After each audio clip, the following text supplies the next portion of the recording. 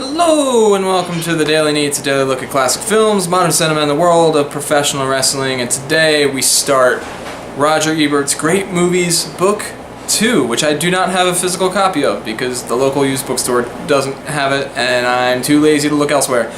But all of his reviews are available online, which I greatly appreciate. Anywho, I digress. The first film in this book is 12 Angry Men, the 1957 classic. Great movie. And what I really like about this movie is something that a lot of movies try and don't always do well, and that is take it and compress it all into one location. It is the proverbial bottle episode of movies, and it's great, and it does it so well with the cinematography. The camera starts out kind of high in the room and lowers throughout the movie to the point where it's below eye level by the end, and the walls feel like they're closing in, the ceiling feels like it's closing in. It adds tension with one setting and never leaving that setting, and you can feel the heat in that room, and you can feel the tension building, and like, I know it's cliche to say, but you can cut the tension with a knife in this movie. It's very well performed, and well shot, well written as well. I can say the word well as many times as I darn well please. And another thing I don't want to say it's something I like. It's actually kind of a criticism of the movie.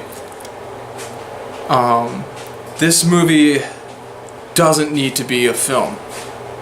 I was just talking to Cody about this. This would work super well as a play, and it does work super well as a play because it's only one set, and because all the characters don't have names, they have numbers. You can cast anybody you want in those roles, male, female, any race, whatever, doesn't matter.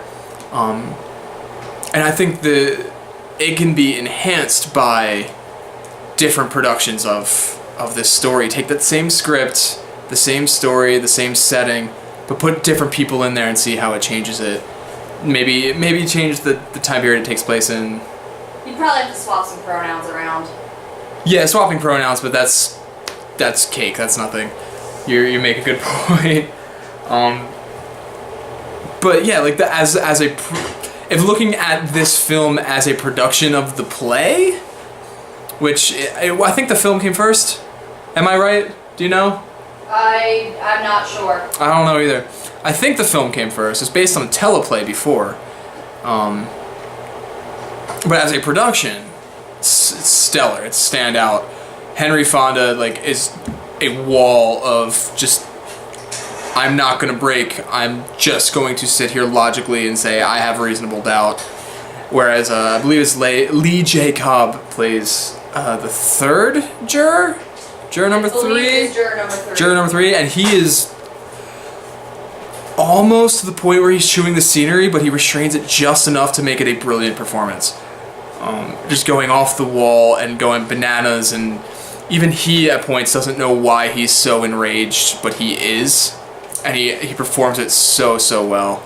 It's very impressive performance from him, until he finally breaks down towards the end. It's just great. The other thing that this movie brings up, and it's kind of like the same modern fear I was getting from The Big Short, is the American justice system.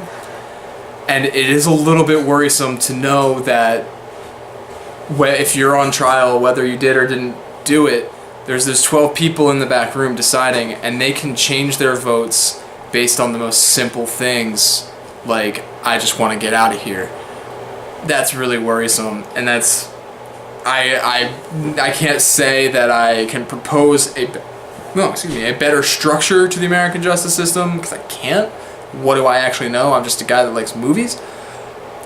But I'm sure that there is some tweaking that can be done so that just any random Joe off the street can't decide somebody's fate based on a whim. And I think part of that is there being so many jurors. But still, all it took in this film was one guy to think not guilty, and he was able to do the work a lawyer should have done to persuade the rest of the room that this kid might not be guilty and get the reasonable doubt in everybody. But it could have easily been the other way. One guy in the room says guilty and did the job the lawyer should have done and pointed at the right evidence to convince the other 11 men that the kid is guilty and send him to prison whether or not that's the truth. And that's something that always worries me about the American justice system.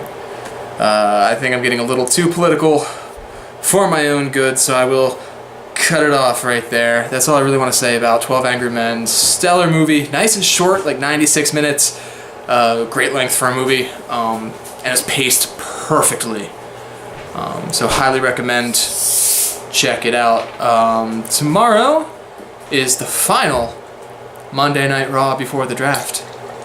So I'm looking forward to that. I got the title match between Dean Ambrose and Seth Rollins.